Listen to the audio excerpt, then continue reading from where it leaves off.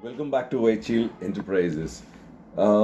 In last couple of days, I have been meeting reputed and expert panels of healthcare professionals like gastroenterologist, ENT, speech and swallowing therapist, physicians, and to understand that how iCoro can help your patients. So, uh, when I have discussed with them, I found out that iCoro has been tested with a lot of methods uh, which can make this healthcare professional confident of bring of making iCoro part of their treatment profile. How? Now, for example, if it's a gastroenterologist, then HRM, that is high resolution manometry, is a valuable tool.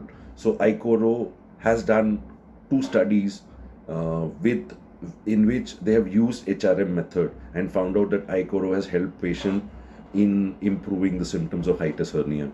Similarly, if it's a ENT, if it's a speech therapist, or if it's a physician, or if it's a chest physician, then obviously uh, time water swallow test has been done. Then fiber optic endoscopy evaluation of swelling FEES has been done. A sleep apnea evaluation has been done. Clinical assessment in ENT setting has been done. So all these methods have been used in iCoro for the study, and these are available also. So what are you waiting for? Make iCoro part of your therapy and get wonderful results.